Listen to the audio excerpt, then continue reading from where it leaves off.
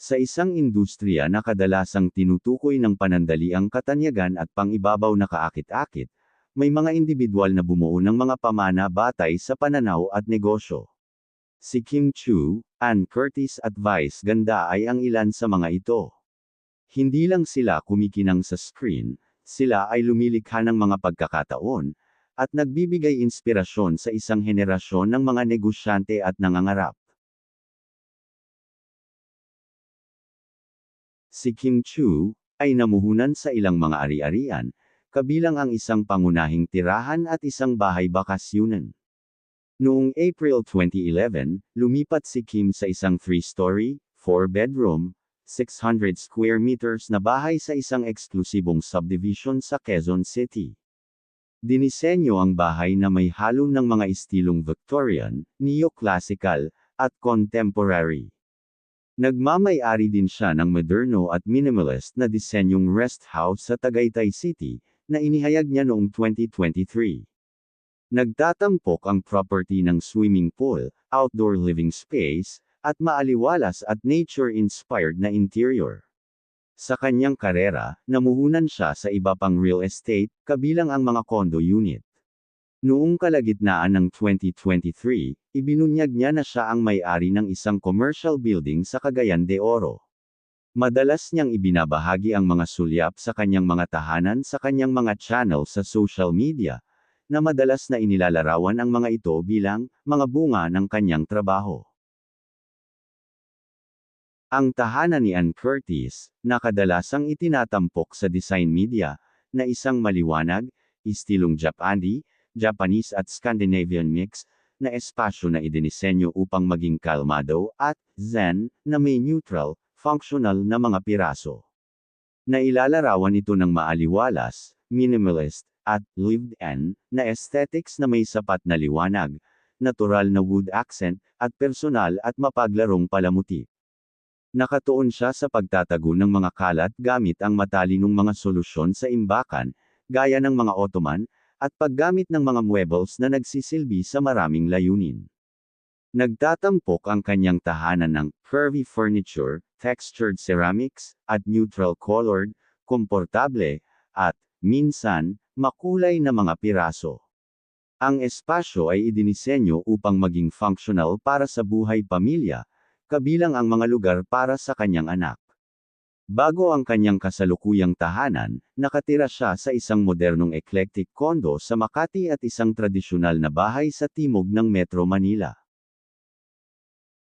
Si Vice Ganda ay nagmamay-ari ng isang marangya, modernong 3 palapag na bahay sa Quezon City, na kadalasang tinutukoy bilang kanyang valor, na dinisenyo na may minimalist, monochromatic na tema, itim, puti, kulay abu, na nagtatampok ng mga customized na kasangkapan, pool, at rooftop.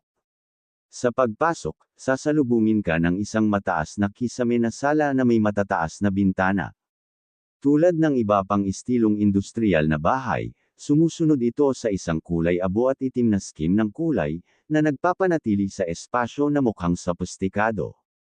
Ang tahanan ay nagsisilbing testamento sa kanyang tagumpay sa industriya ng entertainment.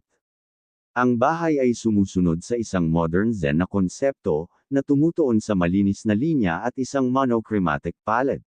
Dati, niregaluhan ni Vice Ganda ang kanyang ina ng ibang bahay sa Quezon City.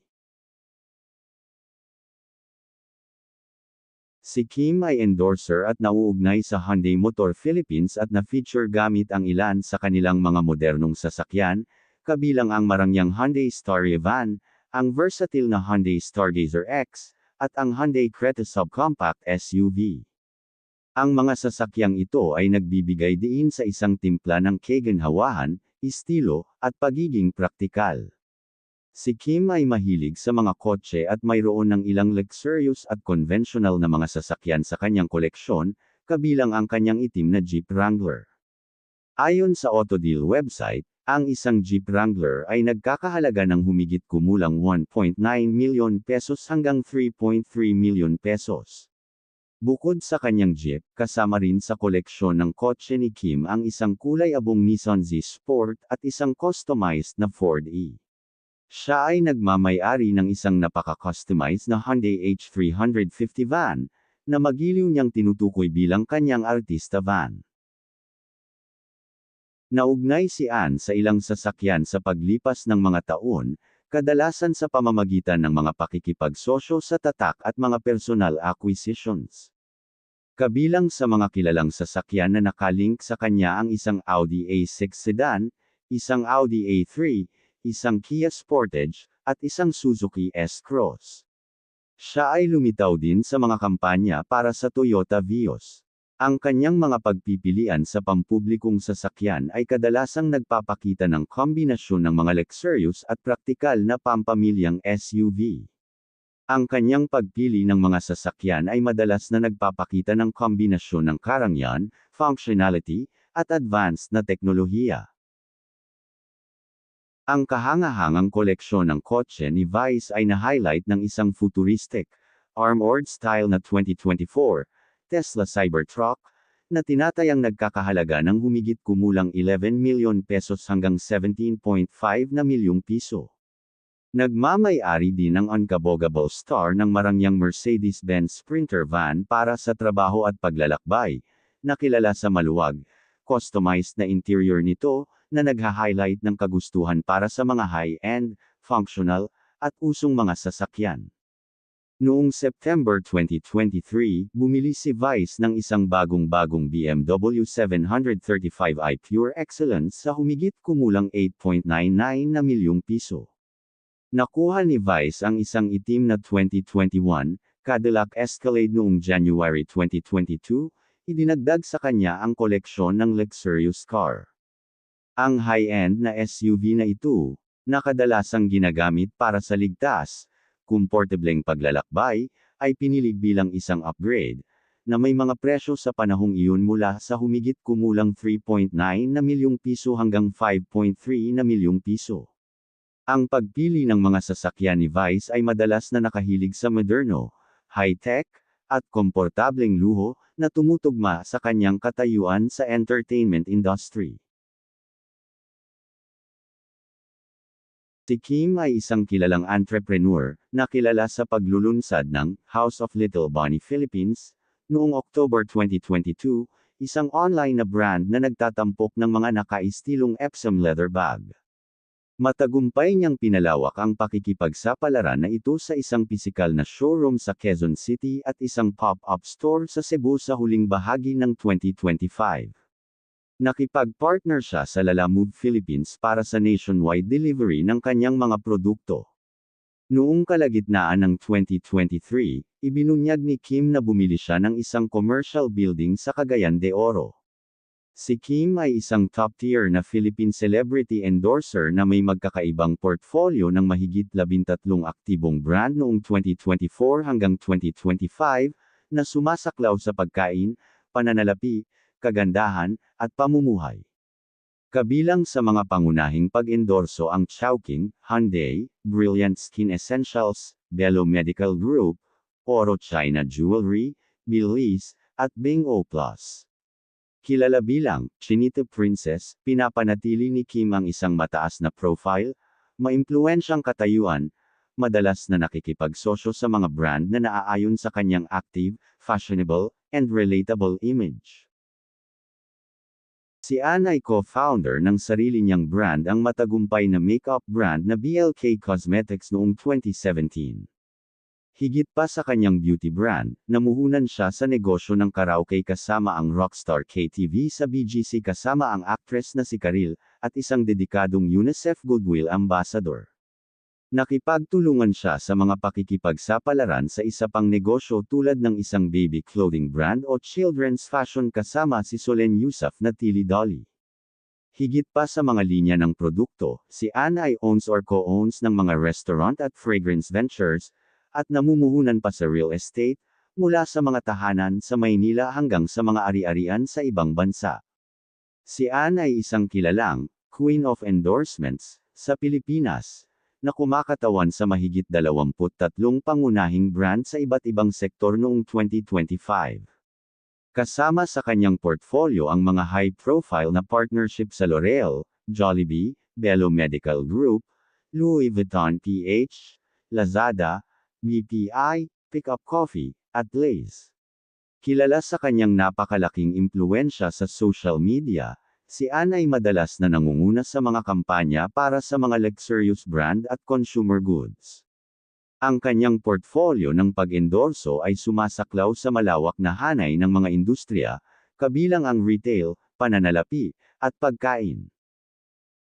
Si Vice ay kilala sa pagtatatag ng Vice Cosmetics noong 2017, isang walang kalupitan na makeup brand na nagtatarget sa mass market na may mga abot-kayang produkto.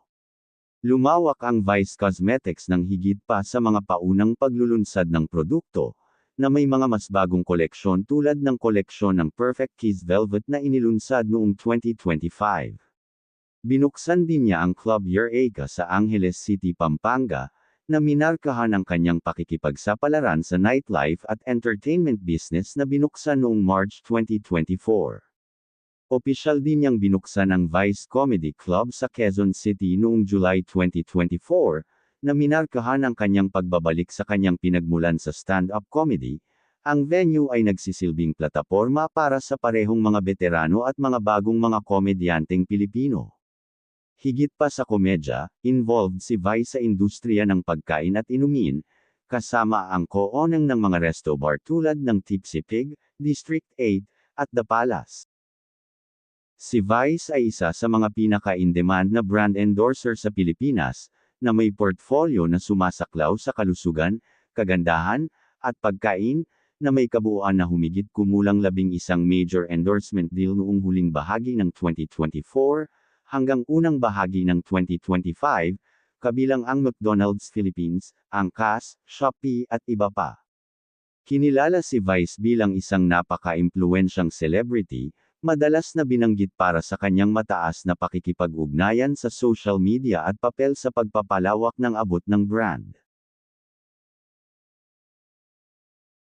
Bagamat hindi ibinunyag sa publiko ang eksaktong net worth, si Kim ay itinuturing na napakayaman, na kumukuha ng kita mula sa matagumpay na pag-arte. Ang kanyang mga pelikula ay nakakuha ng higit sa 1.3 na bilyong piso, singing, hosting, endorsements, at matagumpay na mga negosyo at pagmamay-ari ng isang komersyal na gusali, na nagpoposisyon sa kanya bilang isang nangungunang kumikitang aktres sa Pilipinas. Ang malaking kita ni Kim mula sa kanyang maunlad na karera sa entertainment at pagpapalawak ng imperyo ng negosyo ay tumutukoy sa malaking yaman, kahit na ang mga partikular na bilang ay nag-iiba at kadalasan ay mga pagtatansya. Bagamat hindi ibinunyag sa publiko ang eksaktong net worth, si Ann ay patuloy na nireranggo bilang isa sa mga kilalang may pinakamataas na kita sa Pilipinas, na may kita mula sa matagal ng karera sa telebisyon, pelikula, pag-endorso, at pakikipagsapalaran sa negosyo. Ang kanyang mga pelikula ay sama-samang kumita ng higit sa 1.87 na bilyong piso, kung saan siya ay laging isa sa mga may pinakamataas na kita na artistang Pilipino. Si Ann ay higit pa sa isang celebrity entrepreneur. Siya ay modelo kung paano maaaring magsama ang sining at negosyo at mapalakas ang isa't isa.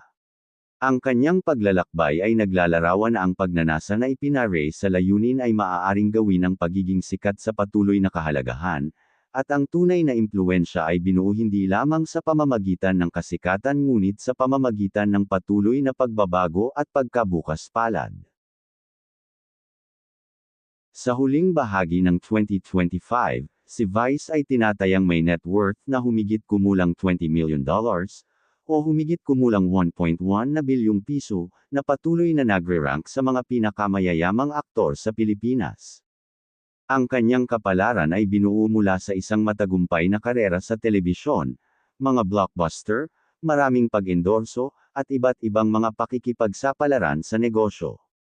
Si Vice Ganda ang pinakamataas na kumikitang aktor ng pelikulang Pilipino sa lahat ng panahon, na may kabuuang kita ng pelikula sa takilya na 4.6 na bilyong piso mula noong 2022.